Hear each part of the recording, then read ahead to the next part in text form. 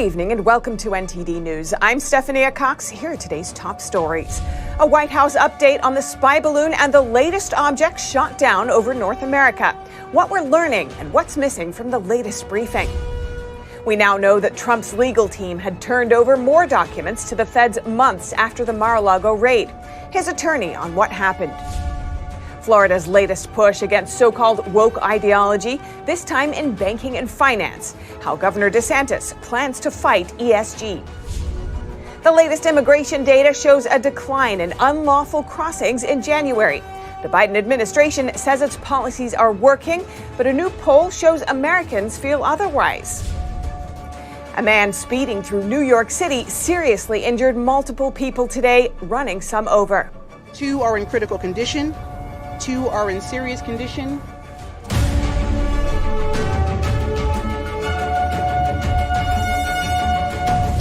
Unprecedented in peacetime. Fighter jets shot down 4 objects in 9 days over North American airspace.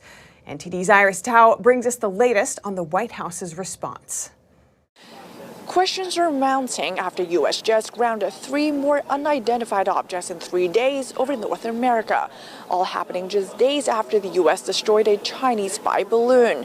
And first, for those who are wondering, the White House says there is no indication of aliens or extraterrestrial activity with these recent takedowns. But according to the White House, the U.S. military has yet to find out where the later objects came from and what they were doing. These are just happened over the last few days and we haven't found the debris, but we're going to do everything we can to find them, and that will tell us a lot. After the Chinese balloon, U.S. just took down 1 object over Alaska on Friday, 1 over Canada on Saturday, and another 1 over Lake Huron on Sunday. The White House says it's not ruling out the possibility that they're also for spying, adding, these objects could have and likely did at some point in their path transit over potential military sites of ours or sensitive sites.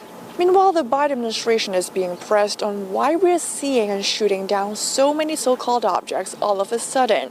National Security spokesperson John Kirby says part of it is just that the U.S. military is now looking more closely. And if you set the parameters in such a way that to look for a certain something, it's more likely that you're going to find a certain something. The White House also denies that it's political pressure that's prompting Biden to order more of such shootdowns after the Chinese spy balloon incident. This as the administration is facing criticism from even some Democrats. I have real concerns about why the administration is not being more forthcoming with everything that it knows. Meanwhile, more on the Chinese spy balloon. Kirby says it differed from the newer ones as the U.S. knew exactly what the balloon was doing. They claimed it was a weather balloon. We know it's not. Kirby also rejects China's latest claim that the U.S. has flown balloons into Chinese airspace. There is no U.S. surveillance aircraft in Chinese airspace. Okay. Lawmakers are expected to again get classified briefings on China this week. And the White House says some additional briefings on the objects could already be underway as we speak. Reporting from the White House, Iris Tao, NTD News. And earlier today, I spoke with retired U.S. Army Colonel John Mills for his perspective on the situation. Mills also worked at the Department of Defense as a director of cybersecurity policy. Let's hear from him now. John Mills, welcome to our show. Thanks so much for joining us. Thank you, Stephanie. Always an honor to be on your show. Now, the White House has been reticent about releasing information on these flying objects. You worked at the Pentagon. What's the procedure for releasing this kind of information, and why do you think they might be withholding it this time? Well, the simple short story is that it should come, the watch floor at NORAD Northcom, which is out in Colorado, should be reporting it essentially to the watch floor at the National Military Command Center, and then also potentially shared with the White House if necessary. There's standing actually protocol for these situations, even if we don't have a plan for every possible contingency, which we don't, but essentially the process template is in place. But then there's also decision points on where and what to share with the public. And also the White House does have a say and involvement in that. A top Pentagon official said yesterday that we're detecting more of these flying objects because we're looking more intently for them. But at least two of the objects were low enough that they could have interfered with commercial airliners. How common is that? Well, we have had essentially no major accidents in the national airspace system among commercial airliners since 2001 Jamaica Bay in New York. Other than that, we have a fairly good track record of safety inside the United States. Yes, there has been some regional crashes, commuter crashes, but relatively a 20-year plus streak of good safety. However, I think what we're finding, the presumption of the national airspace system that everything in it there's two key terms, and it also has legal meanings. They're participative and they're cooperative and compliant. That means essentially they're announcing themselves through primarily what's called ABS-B.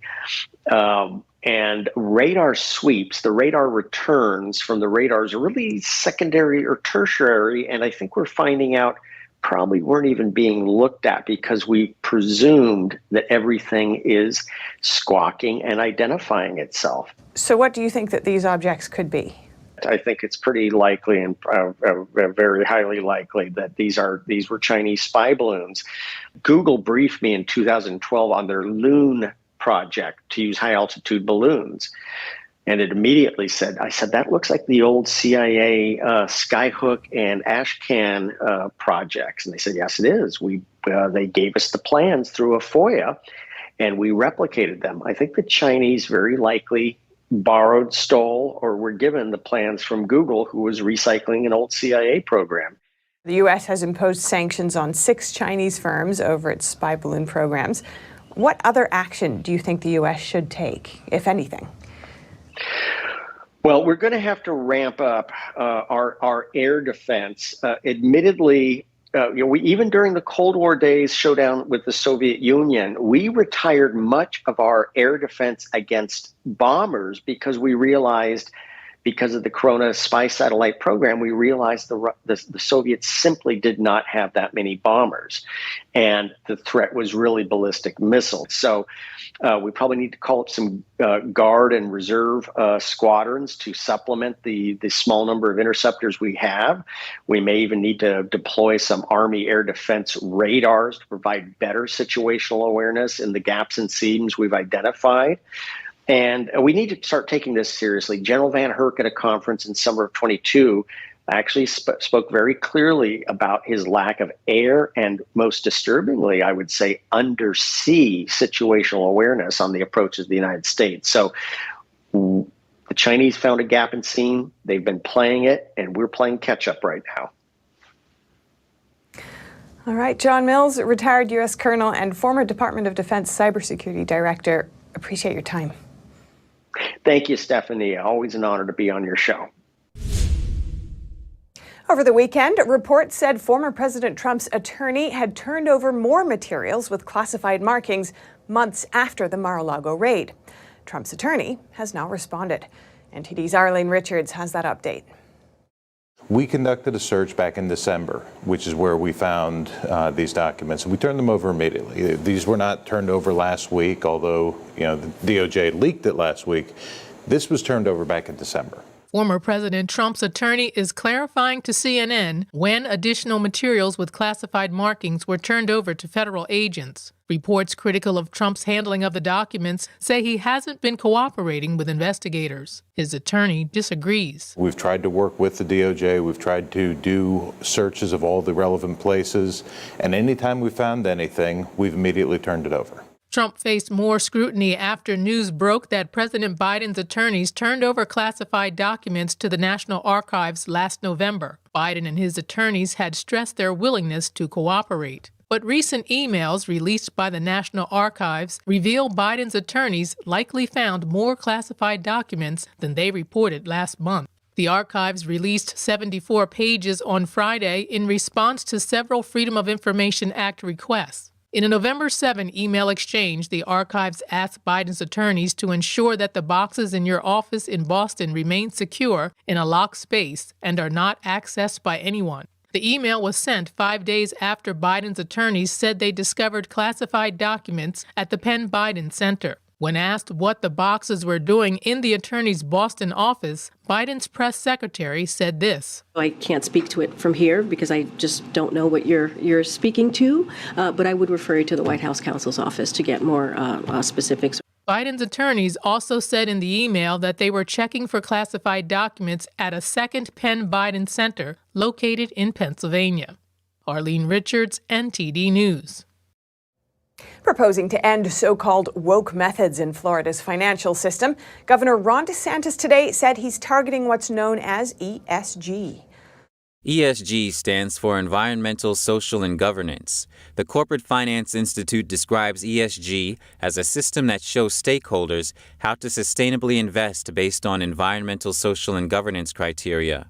However, DeSantis says those criteria are used to inject political ideology into the everyday economy. One of their big targets is domestic energy production. They do not like us producing more oil and gas. They do not want us to be energy independent. He argued that ESG violates the fiduciary duty executives have to shareholders of publicly traded companies. They're supposed to make as much profit as possible by investing in the best possible options. What ESG says is, no, we're not going to do, even if it would do a better return, we're not going to allow you to invest in certain areas. You're not allowed to invest in oil and gas. You're not allowed to invest in disfavored areas. Supporters of ESG say that these investments can actually bring higher returns, like this Financial Times article entitled Why ESG Investing Makes Fund Managers More Money. However, DeSantis says that logic doesn't make sense. Because if you don't have ESG, you could invest in green stuff if it's profitable. There's no restriction on that. The governor has announced a number of proposals for the next legislative session. He wants to block ESG investment decisions at the state and local level, eliminate consideration of ESG factors by officials when issuing bonds, and ban the financial sector from considering so-called social credit scores. The next legislative session will be held in March. Reporting by Arian Pastar, NTD News. The number of people dissatisfied with immigrants coming into the U.S. has been increasing sharply. That's according to a new Gallup poll. Meanwhile, the Biden administration says its new immigration policies are working as we reached a lower number of illegal encounters in January. NTD's Melina Weisskopf has the details. While illegal immigration still lingers at record high levels, there has been a sharp drop.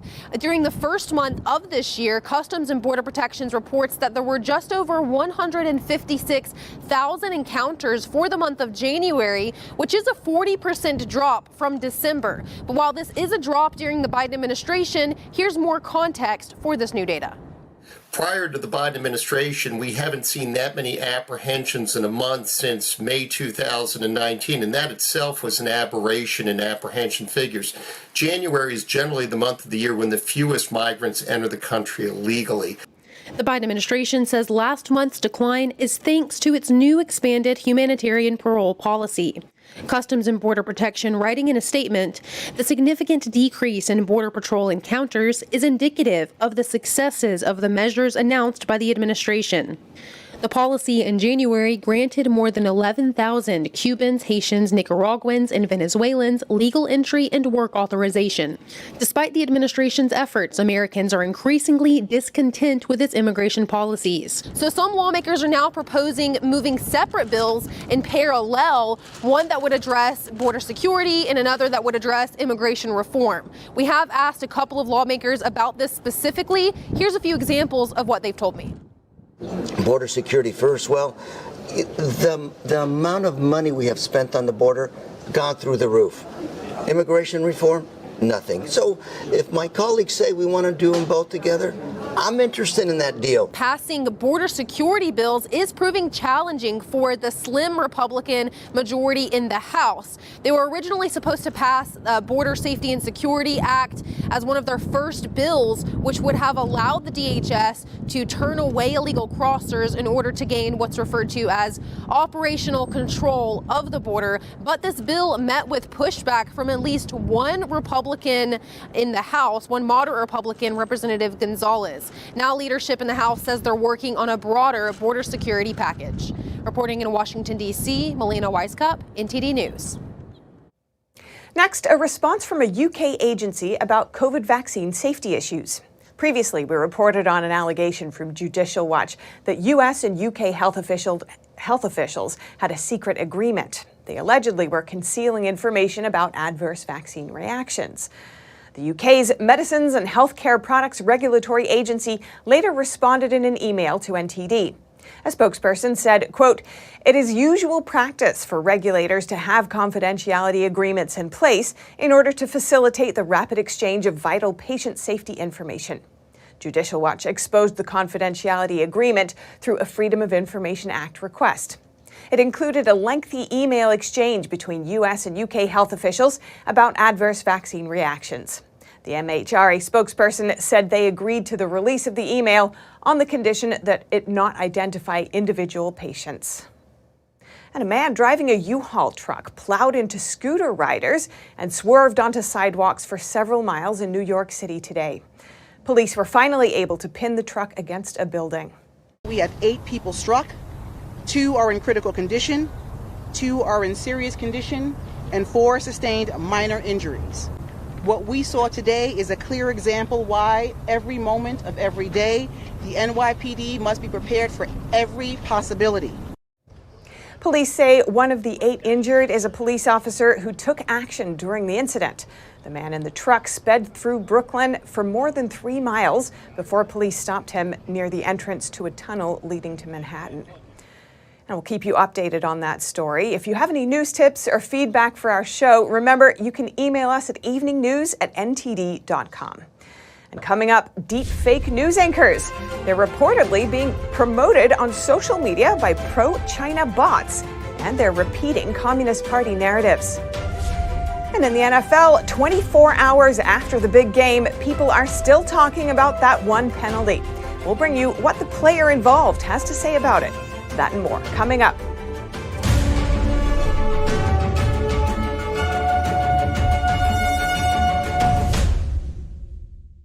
Shen Yun Creations, the streaming platform from Shen Yun, featuring world-class dance, past programs, and all original music.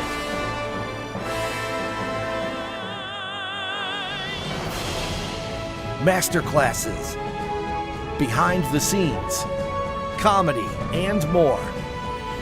Explore ShenYunCreations.com.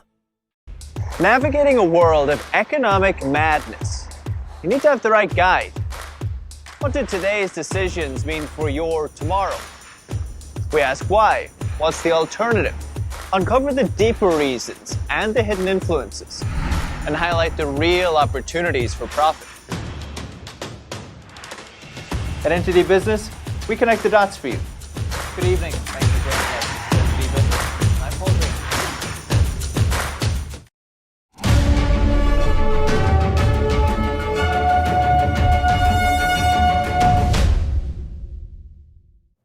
The U.S. has told its citizens to leave Russia immediately due to the war in Ukraine. It also cites the risk of arbitrary arrest or harassment by Russian law enforcement agencies. The Kremlin said it was not the first time US citizens had been asked to leave Russia. The last such public warning was in September after President Vladimir Putin ordered a partial mobilization. The US Embassy in Moscow said in a statement, quote, "Russian security services have arrested US citizens on spurious charges, singled out US citizens in Russia for detention and harassment, denied them fair and transparent treatment, and convicted them in secret trials or without presenting credible evidence." The Federal Security Service said in January that prosecutors had opened a criminal case against a United States citizen on suspicion of espionage. Last December, US basketball star Brittany Griner was released in a prisoner swap. She had been sentenced to 9 years in a penal colony for possessing vape cartridges containing cannabis oil after a judicial process labelled a sham by Washington. Meanwhile, former US Marine Paul Whelan is serving a 16-year sentence in a Russian penal colony after being convicted of what Washington says are fictitious espionage charges. A new way to spread Chinese propaganda about the U.S. A research firm has identified deep fake video clips featuring AI-generated newscasters, and their messages reportedly align with the Chinese Communist Party. On first glance, these look like news anchors, but they are not real people. They're deep fake avatars made with artificial intelligence.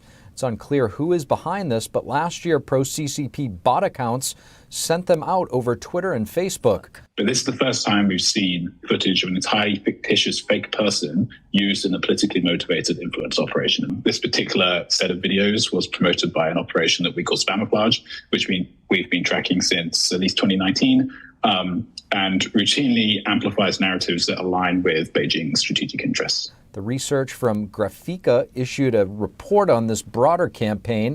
It says in part, quote, more videos portrayed the U.S. in a negative light than focused on any other theme.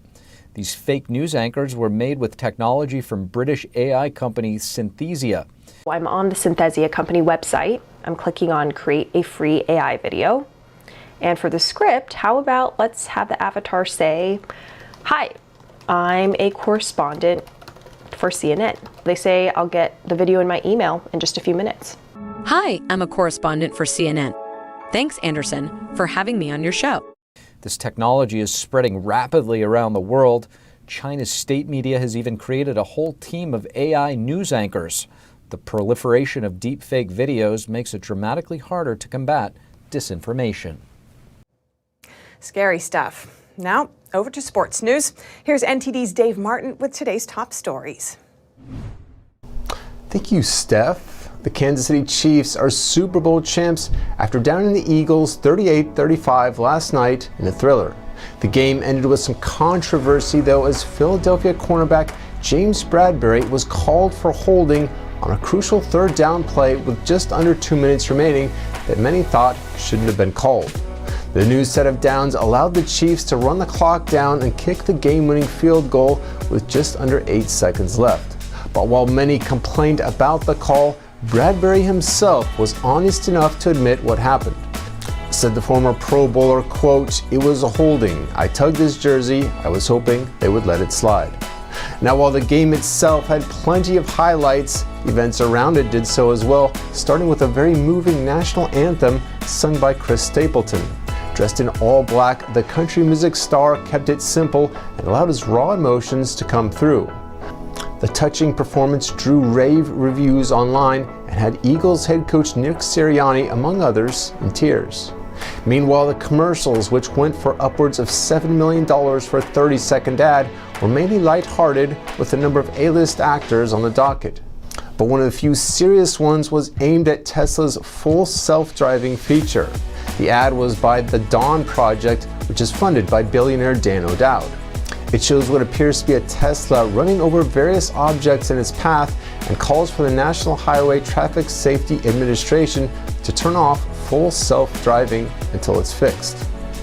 And for your sports viewing schedule tonight, the NBA has 11 games on, including a Battle of New York as the Knicks host the Nets at Madison Square Garden. And finally, for you hockey fans, the NHL has 5 games planned, including the Florida Panthers and winger Matthew Tkachuk, who's 4th in the league in scoring with 73 points. They play at the Minnesota Wild. And that's it for your sports news today. Steph, back to you. Thanks, Dave. And as Valentine's Day approaches, Colombia needs flower workers. An older workforce is struggling to compensate for a lack of younger talent in the field. According to the Observatory of Economic Complexity, Colombia is the second biggest flower exporter in the world, with a $1.4 billion industry in figures from 2020. But the country is struggling to keep up with itself and bring new generations into the flower workforce. Our workforce is getting older. I'm sad that every week our best workers, the most committed ones with the most experience, are retiring. Bringing youth into the business is not easy. We cannot find youth who want to work, who commit. The flower business depends on Valentine's Day for a large portion of profits, so a strained workforce ahead of a huge revenue generator is a serious issue. That is why many businesses close, because Valentine's Day generates money for the year's budget. If there is no workforce to work with, they resort to older workers and sometimes to retirees by giving them the opportunity to work during the season. For seasonal flower workers like Blanca, the monthly salary is around the minimum wage, the equivalent of $242. In the past, Colombia's florists have been accused of paying low wages, having bad working conditions, and requiring long hours. For a while, it's been difficult to get workers, especially in the high seasons. During Valentine's and Mother's Day seasons, we need another 20,000 people, besides the 200,000 people who directly or indirectly work in the production of flowers. That is where we face the biggest difficulties. According to Asoko Flores, Colombian producers exported 320,000 flowers in 2022. That's up 20% compared to 2021. And that's all for today's news. Thanks for tuning in. I'm Stephanie Cox. Good night.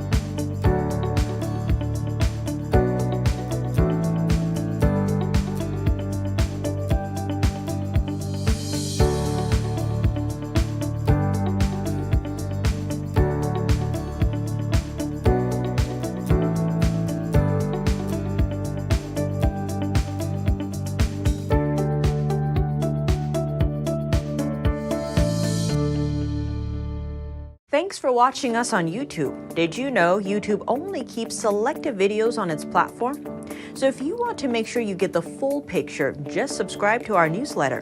Go to newsletter.ntd.com and sign up. It's free.